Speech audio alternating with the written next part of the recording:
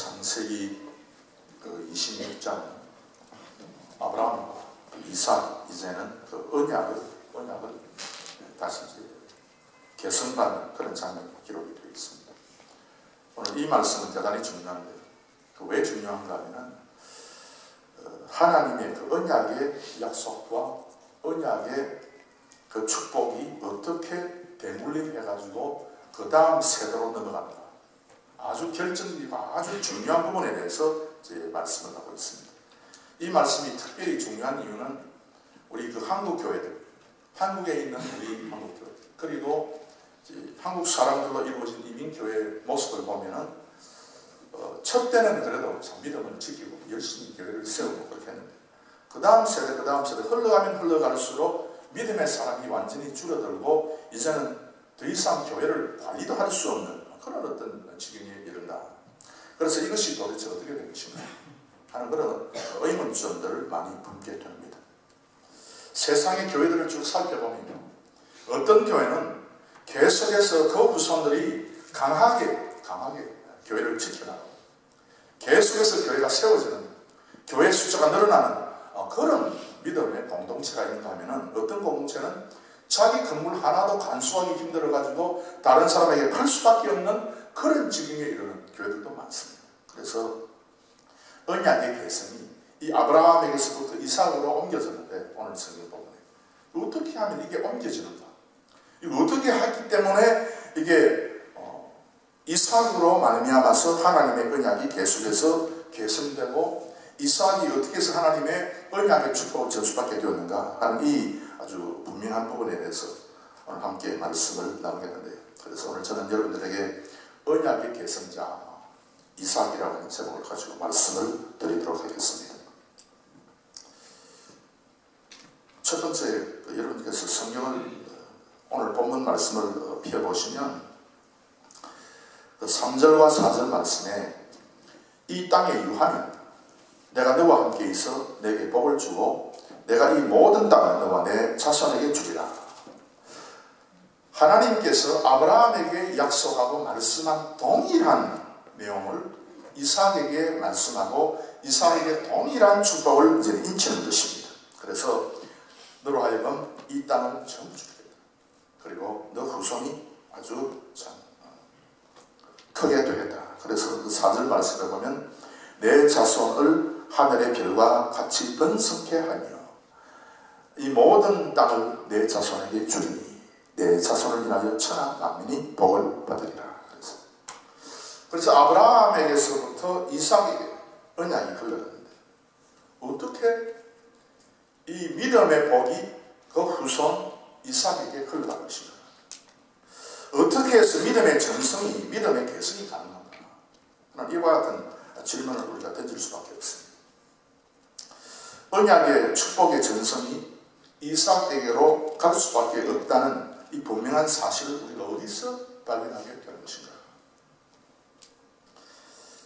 여러분, 아브라함은요, 그 다메섹의 엘리에셀에게 이 언약의 축복이 흘러가고 저는 그렇게 하나님께 말씀을 했습니다. 창세기 15장 2절 말씀에 아브라함이 가로되 주 여호와여 무엇을 내게 주시려나이까? 나는 무자오니 나의 상속자는 이 다메섹 엘리에셀입니다.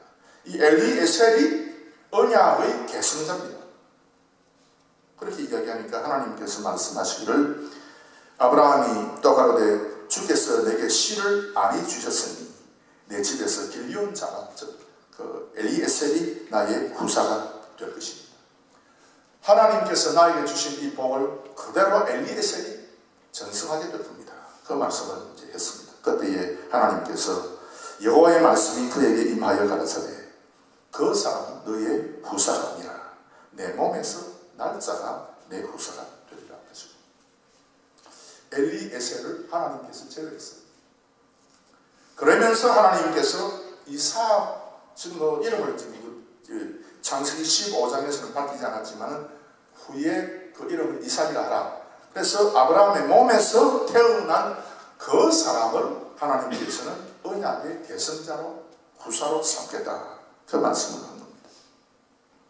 창세기 17장에 보면 이스마엘에게 이르러는 내가 내 말을 들으나니 내가 그에게 복을 주고 생육이 준다 하여 그로 크게 번성케 할지라. 하나님께서 아브라함에게 얘기합니다. 아브라함이 이제 이스마엘이나 하나님 앞에서 잘 되기를 바랍니다. 이스마엘이나 하나님께서 살려주셔서 아주 좋은 그런 어떤 언약의 후계자가 되게 주옵소서. 그렇게 이제 아브라함이 이야기하니까 하나님께서 그 아브라함의 말을 받아서 대답하시기를 이스마엘에게 내가 준 축복이 있다. 그래서 복을 주어 생육이 준다 하여 그로 크게 번성케 하지라. 그가 12방백을 낳으리니 내가 그로 큰 나라가 되게 하려니와 내 언약은 내가 명령 이 기한에 사라가 내게 낳은 이삭과 세우리라. 그래서 하나님께서 이스마엘이 아니다. 나의 언약의 계승자는 내 언약의 축복을 물려받을 사람은 다른 종류의 사람이 아니고 이삭이다. 그래서 이게 뭐냐? 이게 무슨 뜻이냐? 이것은 하나님의 언약을 대물림 받을 수 있는 사람은 계속해서 그 후계로 상속받을 수 있는 사람은 다른 사람이 아니고 오직 하나님의 영원한 승리의 예정이 있는 사람만이 가능하다고 했습니다. 하나님의 주권적인 그와 같은 예정에 포함되지 않으면 절대로 하나님의 언약을 후계자로서 받을 수가 없다는 것이죠. 그래서 하나님께서는 영원한 언약의 결정으로서 영원한 하나님의 그 예정 가운데 이삭을 뽑아서 그래서 이 이삭에게 나는 언약을 계승하게 하겠다 하는 그 하나님의 결정에 대해서 이야기를 하는 겁니다. 그래서 이것은 뭐 이삭의 무슨 어떤 순종과 불순종, 이삭의 무슨 어떤 잘하고 못하고 이삭이 그냥 그 어떤 행위를 하고 안 하고 그것에 관계없이 무조건적인 하나님의 예정으로 말미암아서 그 사람을 하나님의 언약의 후계자로 하나님께서 인을 쳐요.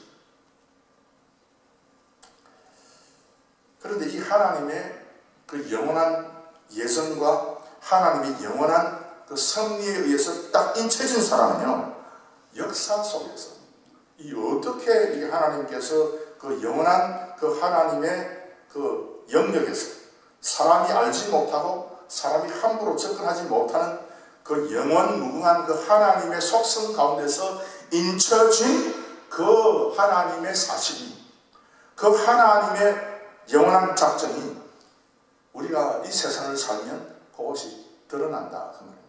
그래서 사람이 어찌할 수 없는 그런 겁니다. 세상을 살아보면은 세상의 역사 가운데 우리의 삶을 통해서 그것이 하나씩 하나씩 드러나게 되어 있습니다. 그래서 이제 성경에 딱 보면은 여러분께서 그 이삭이 이제 어떻게 해서 이 하나님의 그 언약의 그 계승자가 되는가 그 이유에 대해서 역사적인 의미에 대해서 이제 말씀드립니다. 여러분 우리는 하나님께서 여러분들과 여러분의 자녀를 언약의 계승자로 삼았다. 그리고 예정을 해버려가지고 인을 쳐버렸다 하는 것을 믿어요. 여러분 다 믿죠? 다 믿는데 그렇다면은 그 인을 쳐버린 그런 사람에게 있어서 그 사람이 늘 그냥 뭐 들판에 다니면서 그냥 사냥이나 하고 다니고 그저 뭐 하나님 싫어해가지고 뭐 다른 데 집에 나갔다가 들어갔다 그러고 그러면 이건 아니지 않습니까? 그래서 역사적으로 인친 사람에게 있어서부터 나타나는 현상들이 딱 드러나게 있어요. 드러나게 이제 기록이 되어 있는 겁니다. 첫 번째는 뭔가 하면은 하나님의 언약의 복을 이제 개성을 이제 26장에서 하는데 26장 전에 성경을 쭉 읽어보면은 거기 무엇을 이 세 가지를 이삭이 아브라함에게서 개성을 받는 거예요. 그냥 뭐 개성했기 때문에 흘러가는 것이 아니라 이제 하나님의 선택과 예정의 섭리에 의해서 딱 인쳐지면요 반드시 역사적으로 세 가지의 개성이 일어난다 그 말입니다. 첫째는 무슨 개성이 일어나는가 하면 제사의 개성이 일어납니다. 제사의 전성이죠. 그래서 이제 그 이삭이 늘 아브라함과 함께 다니면서 자기 아버지 아브라함이 제사 지내는 것을 옆에서 보고 함께 제사 지냅니다. 아브라함은 제사 지내러 가고 아브라함은 제사 지내러 이삭은 집에 남아있고 그런 것이 아니라 함께 아브라함이 제사 지낼 때는 그 가정이 그 가문이 전부 다 하나님의 제단 앞에 서가지고 제사를 바친 거예요. 그래서 여러분 이 제사를 이제 전성하는 것입니다. 제사가 전성이 안 되면은 절대로 언약의 축복이 전성될 수 없다. 그래서 우리는 하나님께서 땅을 찾으라. 이 땅 전부 다 너와 내 후손의 것이다. 우리는 그것만 딱 받아들여야 돼요. 그것만 받아들여가지고 하나님 감사합니다. 하나님께서 내 후손을 참 장대하게 만들겠다. 복의 근원으로 만들겠다. 너 후손으로 하여금 세상의 모든 사람들, 모든 민족이 복을 얻을 것이다. 하나님 복이 너무 좋네요. 복만 차지하려고 그러는데 근데 복 앞에 있는 하나님의 전성이라고 하는 것이 있어요. 전성이 되지 않으면 절대로 복도 전성이 안 되더라. 그래서 엘리에셀이나 이스마엘 같은 사람은 그 하나님의 그 전성 가운데 포함이 될 뻔하다가 안 된 이유는 뭔가 하면은 하나님께서 만세 전부터 작정한 그 작정이 그 사람에게 들어가 있지 않은데 역사적인 그런 행위를 봐도 그 사람들이 세상에서 살아가는 삶을 딱 보니까 저 사람은 하나님의 전성에서 제외되어 있다는 것을 우리가 이제 알게 됩니다. 그래서 여러분 이 제사의 전성은요 엄청 중요한 것입니다. 제사는 그래서 매번 드리는 거 아닙니까? 아브라함이 자리를 옮길 때마다 하나님 앞에 번제를 제사를 드립니다. 그래서 이삭도 같이 같은 자리에서 같이 하나님 앞에 제사를 드립니다. 이게 훈련이죠. 여러분께서 하나님 앞에 예배할 때 여러분 참 마음에서 참 하나님을 사랑하고 하나님 앞에 예배하기 위해서 이 자리에 오셔가지고 이 세상의 모든 것 금하고 다 이렇게 해서 나와서 예배하는 게 참 좋습니다만 그런데 하나 아쉬운 게 있어요. 우리 이민교회가 이게 넘었어야 할 것 같은 문제. 이 뭔가 하면 옛날에는 여러분 구약시대에 그리고 신약시대도 마찬가지고 그리고 예수님께서 교회를 세우고 나서 그 제자들이 세운 그 교회도 마찬가지고 예배라고 했을 때 남녀노소 남자와 여자와 어린아이와 그리고 늙은이에 이르기까지 전부 다 한 자리에서 예배합니다. 그런데 이게 이제 요즘 교회를 보면 그렇지 않지 않습니까? 우리 가운데 어린아이들이 아무도 없지 않습니다. 그래서 어린아이들이 함께 참석해서 드리는 그 예배를 하나님께서 즐겨받으시는데 제가 그 세상 여러 곳을 다니면서 어떤 교회가 어떻게 예배하는가 하는 것을 쭉 지켜보았는데 자기 자녀와 더불어서 예배하는 교회는요 교회가 점점 증가하고 교회가 계속해서 든든히 서가는 것을 우리가 발견하게 됩니다. 그런데 함께 어른과 함께 예배하지 않는 그런 어떤 교회는요 점점 세월이 가면 갈수록 교회가 약화되는 것을 제가 많이 느끼게 됩니다. 그래서 미국의 그 CRC Christian Reformed Church라고 하는 교회가 있는데 이 교회는 한 100년 전에 이 아이들하고 함께 예배를 하니까 첫째 너무 산만하다. 애들이 뭐 그냥 떠들고 하니까 산만하다. 그래서 이제 우리가 좀 조용히 어른들끼리 예배드리기 위해서 뭔가 좀 대책을 강구해야 되겠다. 그리고 그 당시에 100년 전에 미국을 강타한 하나의 철학이 있습니다. 그 철학을 이름하여 프라그마티즘이라고 해요. 실용주의자. 그래서 어떤 하나님의 말씀을 그냥 이게 그대로 지키다. 이것이 우리에게 어떤 효과나 어떤 도움이나 줄지 안 줄지 그런지는 모르지만 하나님께서 말씀하셨기 때문에 우리가 그대로 따른다 하는 참 말씀 중심의 사상이 나갑니다. 또 이 실용주의, 프라그마티즘이 딱 들어가지고 하나님의 말씀이지만 어떤 게 더 효과적이냐, 어떤 게 더 우리 자녀들을 위한 것이 될 것이냐 하는 이게 그 논쟁이 붙었을 때에 아니 그 목사의 설교를 어른들을 위한 그 설교를 아이들이 전혀 알아듣지도 못하는데 괜히 그 자리에 함께 누워가지고 예배하다 보면은 이 아이들이 뭘 알 것인가.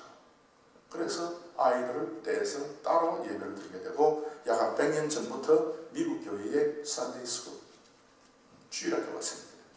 그 주일학교 때문에 이제 어른들은 편하게 해요.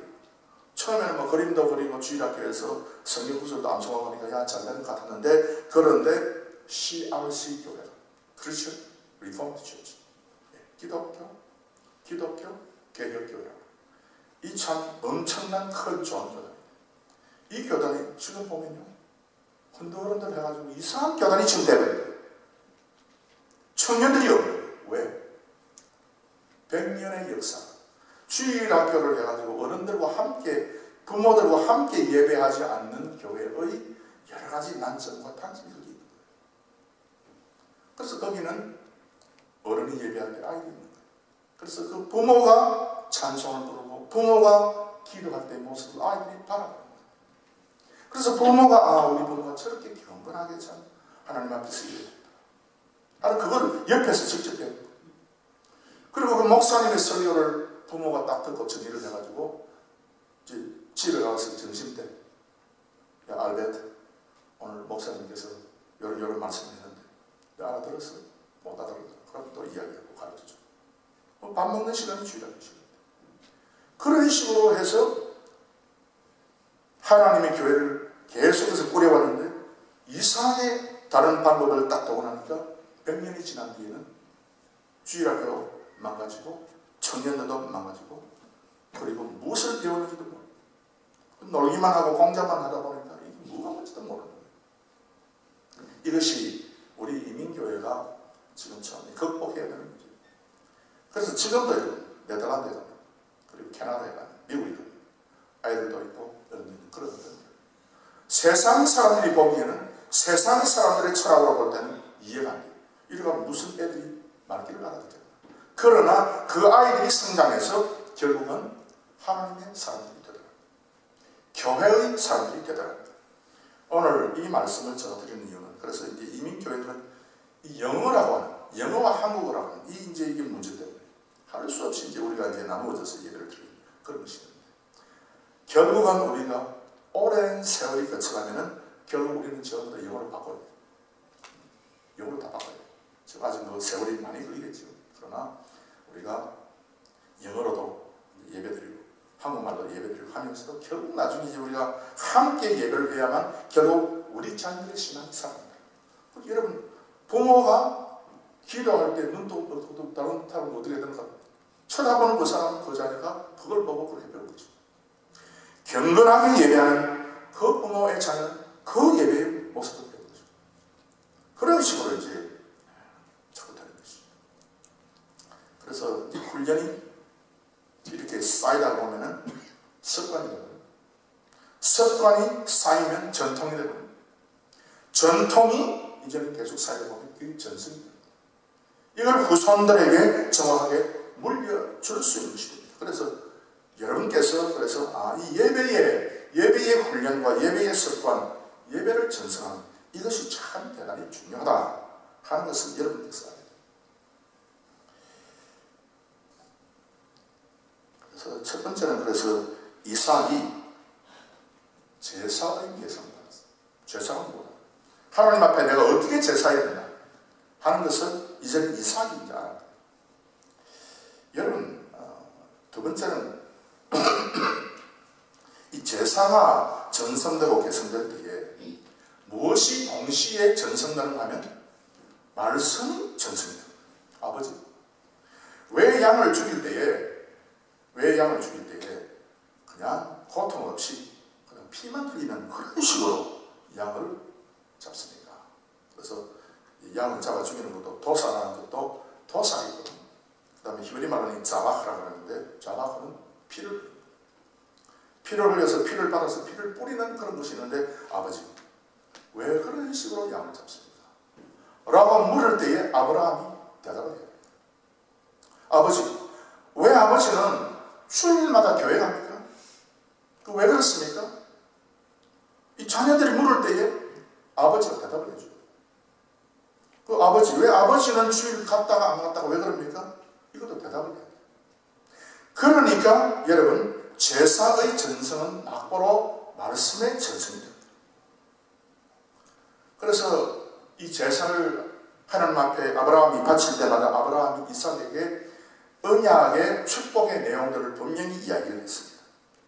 하나님께서 이걸 나에게 주셨고 너에게 주셨는데 이것 때문에 내가 하나님 앞에 오늘도 제사한다. 그래서 여러분 이 말씀의 전성이 그래서 그대로 이삭에게 지금 주어져가지고 그래서 오늘 성경 그 3절과 4절에 딱 보니까 그 전성이 그대로 남아있어가지고 말씀의 교육을 이제는 받는 거예요. 그래서 여러분 이게 순서가 거꾸로 되면 안 됩니다. 여러분. 첫 번째 중요한 것은 제사의 전성입니다. 제사는 안 지내는데 그냥 말씀만 알아가지고 그냥 생각으로 머리로만 지적으로만 하나님의 말씀이 이랬다 저랬다 여러분 말만 하게 되면요 결국 나중에 여러분 자녀를 죽이는 것입니다. 왜? 이거는 지식은 있는데 하나님을 믿는 믿음은 사라져. 그런 어떤 사람들이 되고 맙니다. 제가 그 스위스에서 공부할 때 많은 그 스위스 사람을 만났는데 보면요 성경을 모르는 것이 없어요. 그 스위스에는 학교에서 성경을 가르치거든요. 공립학교에서.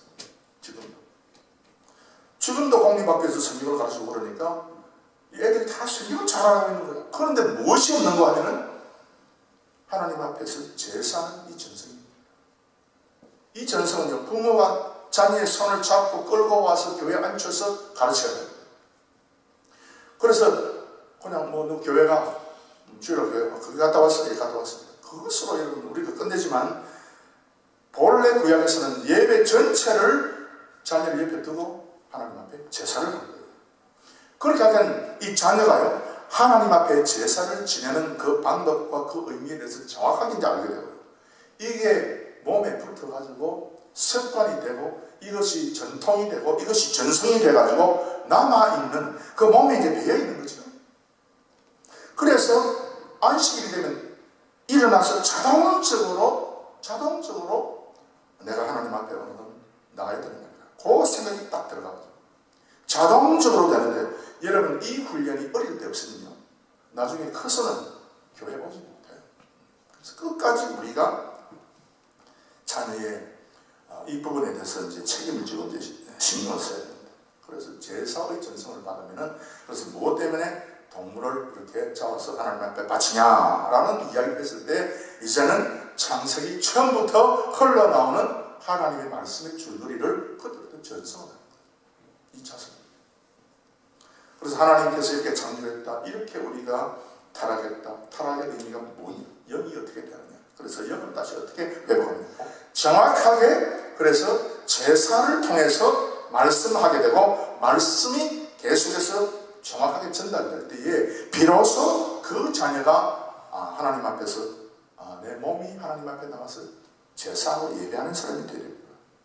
제가 여러분에게 말씀드립니다. 여러분 성경을 좀 알고 성경을 좀 어떻게 좀 어느 정도 좀 외우고 있다고 해가지고 이것이 내 자녀에게 도움이 되고 이것이 전승이 되고 천만의 말씀입니다.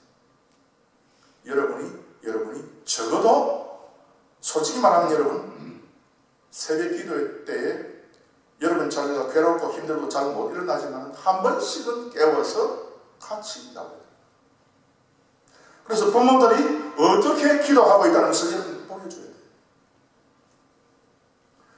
그래, 얼마나 고단하겠니?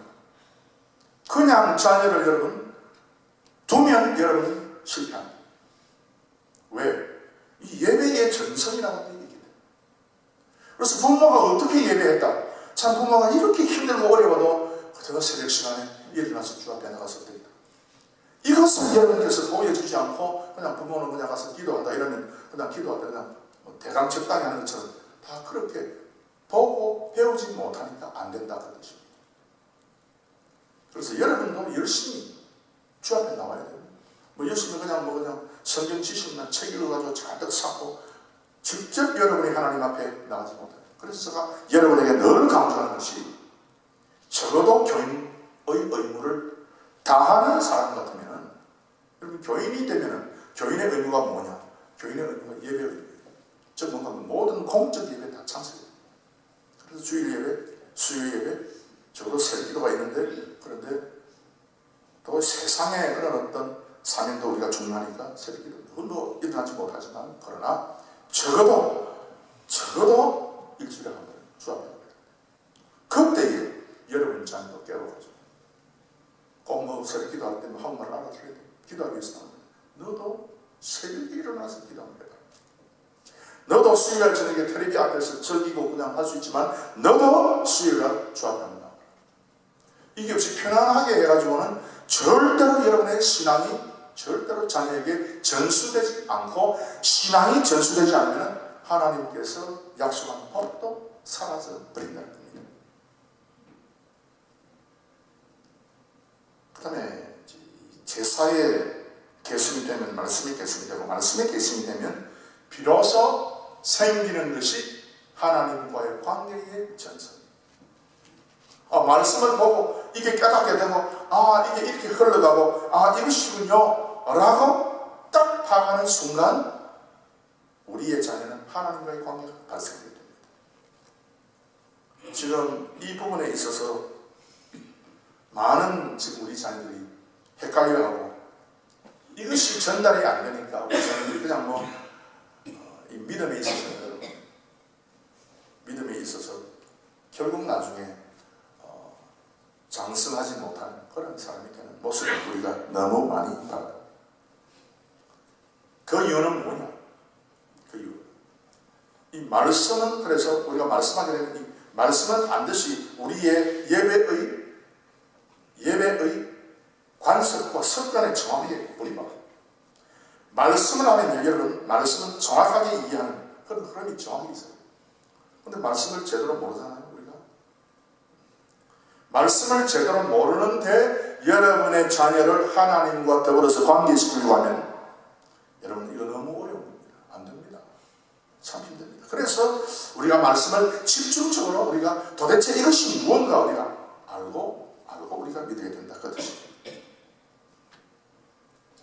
그래서 하나님과 관계가 형성이 되는 우리 자녀들이 비로소 우리 자녀들은 참 하나님 앞에서 참 귀한 인격을 가진 그런 사람이 되는 것입니다. 그래서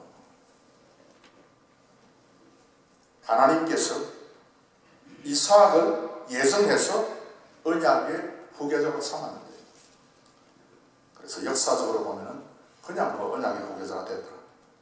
그냥 하나님께서 예정했기 때문에 그냥 어쩌다 보니까 또 그렇게 됐다. 이것이 아니고 정확하게 이삭의 삶 가운데 이와 같은 요소들이 있었기 때문에 그는 언약의 후계자가 됐습니다. 여러분께서 가지고 계신 그 믿음과 하나님에게서부터 받은 약속이 정확하게 여러분의 자녀에게 흘러가기 위해서 여러분이 감당하고 여러분이 해야 될 몫이 있잖아요. 그것을 여러분께서 또 정확하게 또 분명하게 아시죠. 여러분께서 참 아브라함의 믿음, 이삭의 믿음을 소유하는 우리 성도님들이 되시기를 주의 이름으로 축원합니다. 그 다음 두 번째, 이런 어떤 언약의 전성이 있기 때문에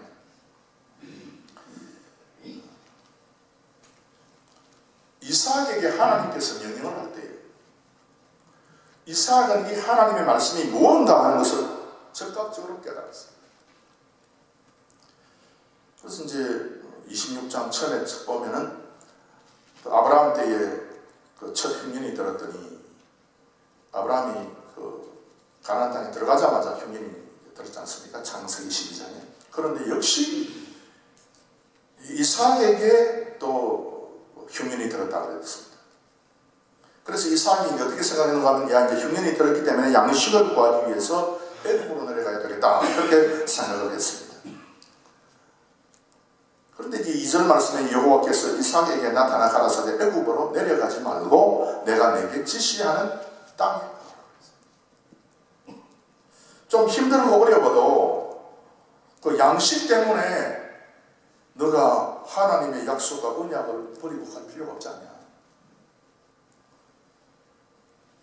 언약의 자리에 머문다고 하는 것은 교회의 영역에 머문다고 하는 것인데 교회의 영역에 머물 때에 때로 흉년이 들어요.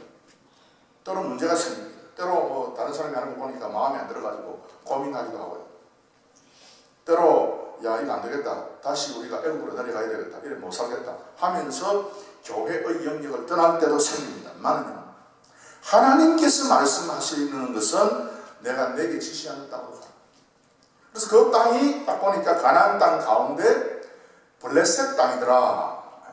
블레셋 땅에 그랄이라고 하는 곳에 하나님께서 딱 지적해가지고 거기에 가서 좀 구해라 그랬어요. 여러분, 그래서 우리는요, 그 하나님의 그 지시를 우리가 받아서 나가는 것이 중요합니다. 그래서 언약의 백성은 교회의 테두리에 머물러야지, 이 교회의 테두리에 머물지 않고 조금 힘들고 어렵다고 해가지고 그냥 등한시하게 되면, 뭐 애국으로 내려갔다가 올라갔다가 자꾸 이렇게 되면은 그 사람은 하나님 앞에서 크게 이제 쓰임을 받지 못하는 사람이 되죠. 그 땅 이름을 그랄이라고 합니다. 성경에 나오는 모든 이름과 모든 칭의는요, 그 나름대로의 영적 의미가 있습니다. 이것이 그 그랄이라고 하는 땅 자체가 무슨 뭐 어떤 의미가 있다 하기보다는 하나님께서 믿음의 사람인 이 이상, 하나님의 약속을 바라보고 살아가는 그 이상이기 때문에 그가 가서 거하는 그 그랄 땅의 의미가 있는, 그 그랄 땅이 뭔가, 그랄이 그 어떤 의미인가? 그랄이라고 하는 땅, 그 이름이 그 가라라고 하는 그 히브리 단어에서 나왔습니다. 그래서 사전 딱 찾아보면 이 가라라, 이 가라라가 무슨 뜻이냐면 to describe, 끄는다, 끌고 모은다. 그래서 이게 뭔가 하면은 금이나 돈을 끌고 모으는 거예요. 그래서 이 땅은 금사라기를 끌고 모으는 땅이다. 그 뜻입니다. To swing, 빗자루로 이제 낙엽을 씁니다. 그래서 완전히 황금 낙엽을 이제 쓸어 담는 그 땅을 가르쳐서 성경은 그랄 땅이다. 그 땅 자체가 뭐 겁이 많이 쏟아져가지고 그 땅 자체가 무슨 뭐 아무나 가서 그냥 서로 담기만 하면 금이 모이는 그런 땅이 아니고, 이삭이 그만큼 하나님의 약속과 언약을 가지고 있기 때문에, 그 언약의 복을 가지고 있기 때문에 그 이삭이 그 믿음 가운데서 살아가는 그 땅이, 그래서 서로 담기만 하면 금이 되는 그 땅이다. 그 뜻입니다.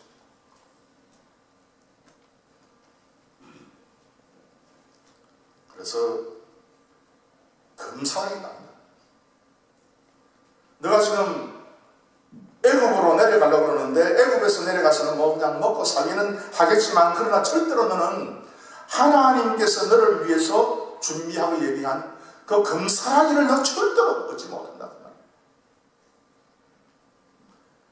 너가 힘들고 어렵고 괴로워도 믿음을 바라보고 내 아버지 아브라함이 내게 전수해준, 계승해준 그 믿음의 원리와 원칙 가운데서 너가 계속해서 살면 이것이 너에게 나중에 금사라기가 되지만, 그러나 너가 뭐 그냥 육적인 양식을 구하기 위해서 이리 갔다가 저리 갔다가 그렇게 살면은 너 아무것도 나중에 남는 것이 없다 그 말이죠.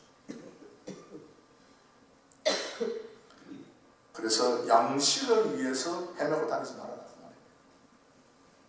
육의 양식을 취하기 위해서 하나님께서 말씀한 그 말씀보다 지나치게 과도하게 하나님께서 예배하라고 하는 그 예배를 해야 되는 것이지, 육적인 양식을 위해서 과도하게 너가 애굽에 가서 너가 삶 살아봐라. 절대로 내게는 금사라기가 없다. 그러나 하나님께서 내게 지시하는 이 땅, 이 그랄 땅, 믿음으로 살고 하나님의 약속을 붙잡고, 그리고 내 아버지 아브라함이 너에게 전수한, 너에게 계승한 그 믿음의 원리 가운데서 너가 살게 되면 결국 이 땅은 너에게 금사라기를 가져다 주는 땅이다. 그 뜻입니다. 그래서 여러분, 지금 여러분이 살고 있는 땅은요, 여러분께서 역시 아브라함이 우리에게 전수해준, 아브라함이 계승해준 그 믿음의 원리, 그 세 가지가 여러분에게 있고, 이것이 계승되어서 여러분의 지금 현재의 현장의 삶에서 살게 되면 그 현장이 금사라기인 줄로, 금사라기 땅인 줄로 믿으시기를 바랍니다. 결국 이것이 나중에 복이 됩니다. 그런데 그 땅에서 여러분 적당하게 세상을 바라보고 살게 되면 그 금사라기 땅이 괴로움의 땅이 된다. 그 뜻입니다. 하나님의 축복을 긁어모으는 땅. 지금 너의 눈에서 보면 이 땅이 괴로운 땅이 될지 모르지만 그러나 결국 하나님의 축복의 약속이 성취되는 땅이다. 그래서 그 땅 백성 때문에 여러분 역시 이삭이 문제가 생긴 것 여러분 우리가 보이지 않습니까? 자기 아내 리브가가 또 다른 사람에 의해서 잡혀갈까 싶어서 거짓말하는 그런 어떤 참 모습도 기록이 되어 있지만 그래서 이삭도 하나님의 은혜가 아니면 결국 우리의 믿음의 조상이지만 그럼에도 불구하고 연약한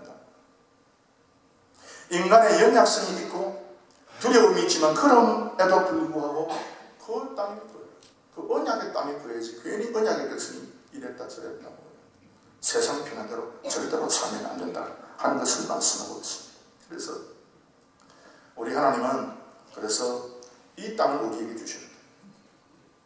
성경 말씀에 보면은 그래서 그 12절 말씀이에요. 여러 가지 우여곡절 그 땅 블레셋 사람 틈에 이제 살면서 여러 가지 많은 고통도 고생도 있었지만 그럼에도 불구하고 그 하나님께서 지시한 그 그라할 땅에 머물렀기 때문에 12절 말씀에 이삭이 그 땅에서 농사하여 그게 100배나 얻었다.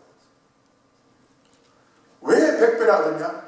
그라할 땅이기 때문에 믿음의 전통과 그 계승을 계속해서 받고 실천하면서 괴롭지만 살았지만 그러나 그 땅이 나중에 알고 보니까 100배의 결실을 한 그런 땅이더라. 그걸 이제 말씀하죠. 그래서 여러분 쉽게 여러분의 삶의 현장에 대해서 이랬다 저랬다 하지만 과연 내가 믿음으로 지금 내가 나가고 있는가?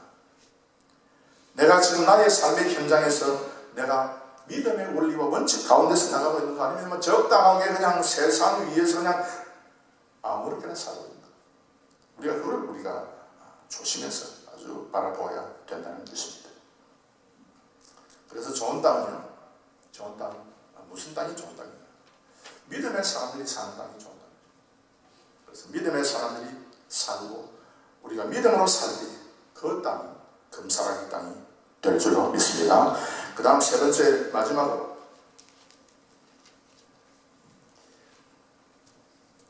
언약의 그 약속을 전수받은 사람이 어떤 축복을 받는지 뒤에 부분에 기록이 되어 있습니다. 그래서 언약의 전수자인 이삭이 뒤에 어떻게 그 땅들을 어떻게 축복을 받게 되는가 하는 아주 참 희한한 그런 말씀을 오늘 성경이 기록을 하고 있습니다. 쭉 보면 여러분께서 내용을 다 아시기 때문에 다 이 부분 말씀을 읽으시면 그대로 이해가 되는데 제가 여러분에게 특별히 그 말씀을 드리기를 바라는 것은 20절에서 22절의 말씀인데요. 그 20절에서 22절 보면 그 한 구절에서 딱 한 단어씩 아주 중요한 단어들이 기록되어 있습니다.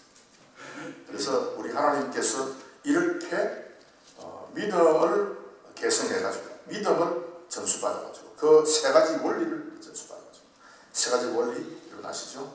제사, 그 다음에 말씀, 그 다음 하나님과의 관계 요 세 가지를 그대로 전수받아서 살아갈 때에 그 땅이 어떻게 돌아가는가 그 땅이 어떻게 변하는가 하는 그 모습을 오늘 20절, 21절, 22절에서 세 가지를 딱 기록했습니다. 20절 보면 그러한 목자들이 이삭의 목자와 다투어 가로되 이 물은 우리 것이라 하니 이삭이 그 다툼을 인하여 그 우물 이름을 에셀이라 하였으며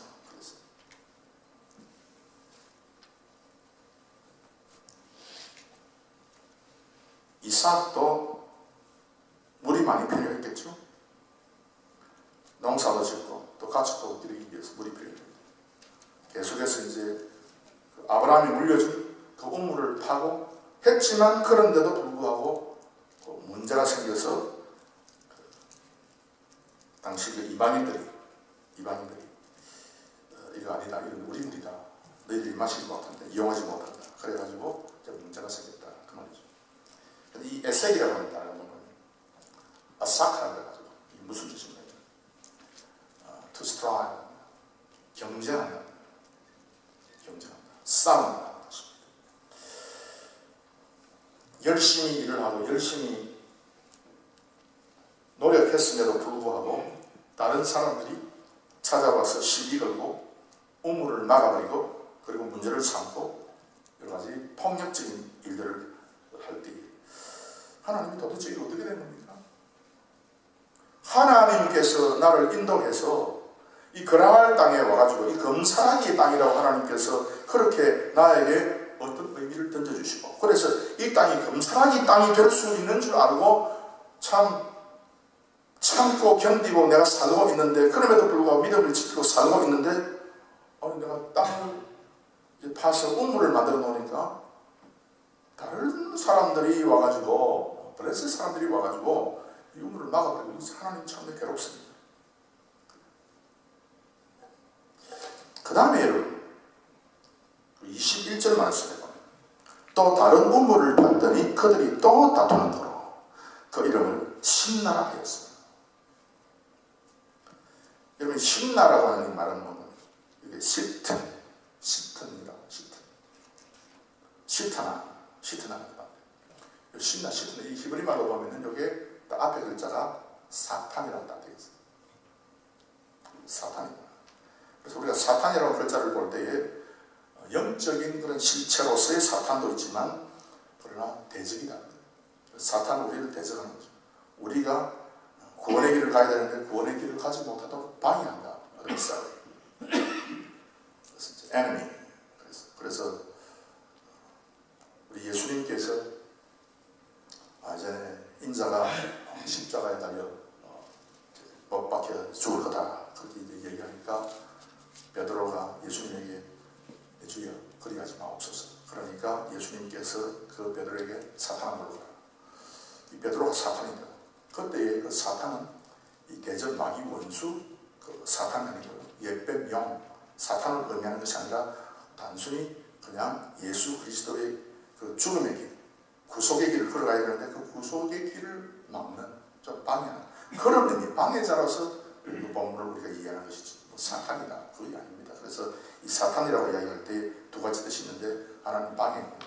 또 하나는 사탄, 영적인 어떤 실체로서 우리 원수 마귀 사탄 그건 얘기하는 것인데 요 말씀 보면 물론 영적인 의미에서 나의 참 믿음의 길, 나의 언약의 길을 방해하는 그분은 사탄입니다.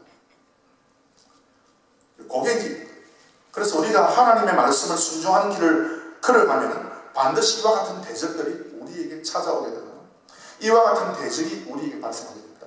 하나님께서 지적해가지고 하나님께서 가르쳐 주셔가지고 내가 여기 와서 살고 있는데 여기서 역시 사탄이 나에게 방해하고 역시 내가 괴로움을 당하게 되고 내가 이게 뭐 하는 것이냐, 내가 지금 왜 여기 있는 것이냐 이런 어떤 생각이 들 만큼 괴로움의 그런 어떤 것이 또 여기 있는 것입니다. 그래서 이제 에색이고 그 다음에 실나라고 그 다음에 그 22절 말씀에 보면 이삭이 거기서 옮겨 다른 우물을 봤더니 그들이 다투지 아니하였으므로 그 이름을 르호봇이라 하여 가로되 이제는 여호와께서 우리의 장소를 넓게 하셨으니 이 땅에서 우리가 번성하리로다 하였더라. 그래서 이제 그 다음에 이제 르호봇 우리 델라미드나 르호봇이라고 하는 조그만 우리가 도시 있지 않습니까? 그 르호봇의 뜻은 뭔가 to be wide, 넓다, to be expanded, 번성하다.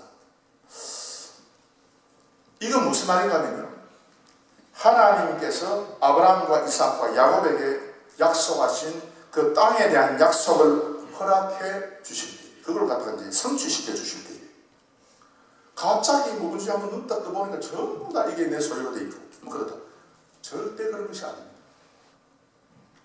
여러분, 하나님께서는요, 믿는 사람에게 이 땅을 주셨어요. 그래서 이 미국 땅은요, 믿는 사람들이 앞으로 관리하고 통치하는 예수님께서 오시죠. 믿는 사람들이 이 땅을 가지고 통치하는데 이 땅에 살아가면서 얼마나 여러분 괴로워요?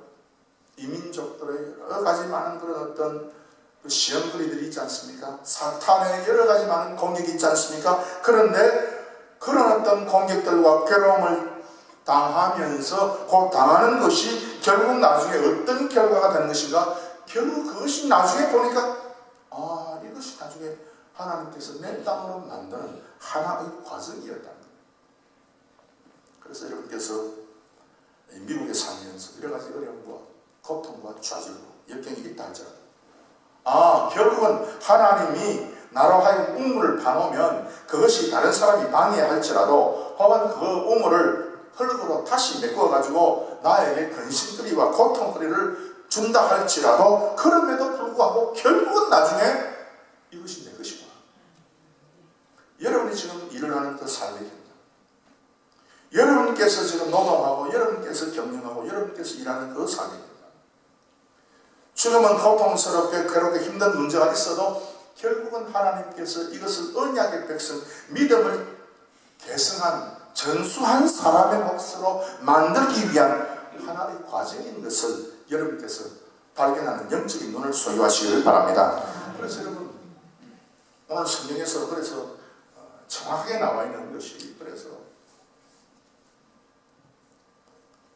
이삭이 하나님의 언약에 동참하게 되고 언약의 약속을 그 아버지 아브라함과 더불어서 물려받았는데 이것이 어떻게 실천이 될 것인가?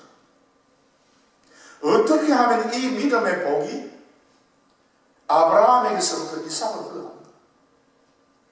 이걸 우리가 성경에서 보면서 여러분 오늘 이 자리에 계신 여러분들은 어떻게 하면 내 믿음의 축복이 내 믿음의 놀라운 신앙의 유산이 내 자녀에게 흘러가고 있습니다. 여러분 유년이 아주 여러분 신경을 바짝 서서 이 말씀에 한번 정확한 여러분 의도를 파악해 보시길 바랍니다.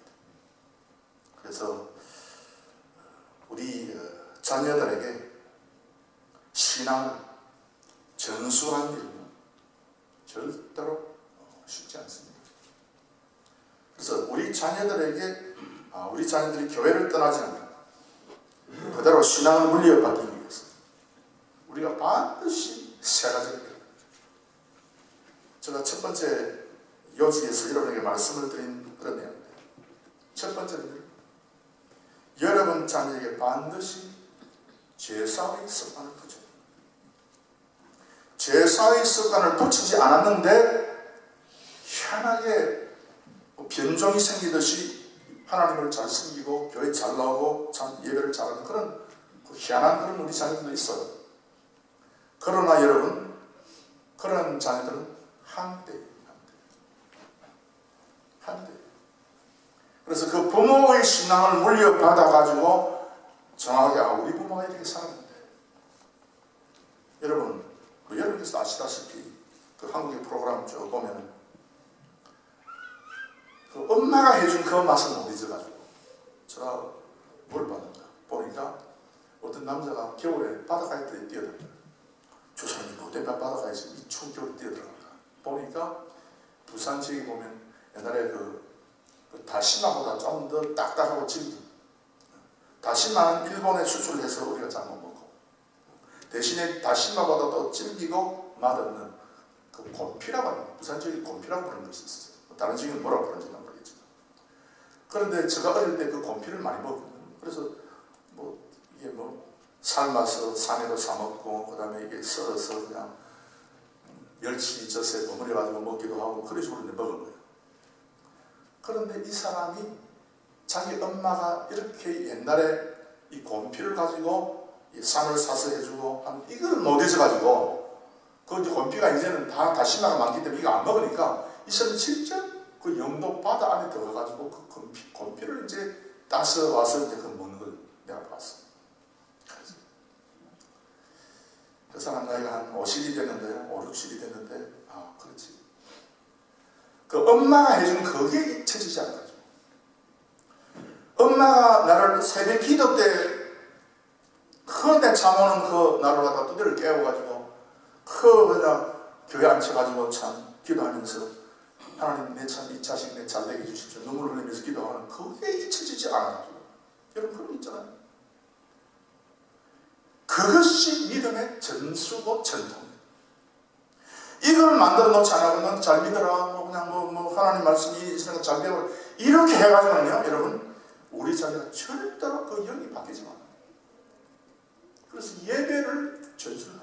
예배 전수 안 하고, 그래서 어릴 때 이 전수를 해야 되는데, 어릴 때는 맹탕 놀리고 아무렇게나 하다가 결국 나중에 머리가 다 걷어가지고 매대가 지 이제 마음대로 할 나이가 돼가지고, 야, 교회 나와라, 그럼 다 잔소리로 들리는 거예요. 그래서 어릴 때 여러분께서 참, 여러분도 열심히 신앙생활을 해야 될 뿐만 아니라, 여러분이 열심히 신앙생활을 하는 그 모습을 여러분의 자녀에게 보여줘요. 그래서 예배의 습관을 들입니다. 이 습관의 관습, 이 관습이 그 가문을 움직이는 그런 어떤 능력이 되어야 되는 것입니다. 그 다음에 이렇게 하면요, 제사가 뭐다, 이게 뭐다, 뭐 때문에 내가 눈물을 흘려야 돼, 이 말씀이 도대체 뭐냐, 이걸 자녀에게 하나씩 가르치는 겁니다. 그래가지고 말씀으로 쓰게 만들어줘야 되죠. 적당하게 여러분 예수 믿음을 구원받는다, 이런 어떤 피상적인 그런 어떤 말씀 교육을 가지고는 절대로 여러분 이 세상을 승리할 수가 없어요. 그래서 참 말씀이 처음부터까지 흘러가는 그 흐름이 뭔지를 부모가 정확하게, 완전 전문가처럼 할 수 없지만, 그럼에도 불구하고 이거 흐르는 그 흐름을 자녀에게 심어줘야 되지 않습니까? 그렇게 할 때에 비로소 우리 자녀들이 하나님과 더불어서 인격적인 영적인 관계를 갖게 됩니다. 오늘 이와 같은 모습이 바로 이삭의 믿음의 삶이었다는 거죠. 그래서 오늘도 아브라함과 이삭과 야곱의 언약의 축복을 쫓아서 살아갑니다. 이와 같은 믿음의 개성과 전술을 이루어서 계속해서 여러분의 가정에 복을 받는 귀한 믿음의 식구들이 되시기를 주의 이름으로 축원합니다.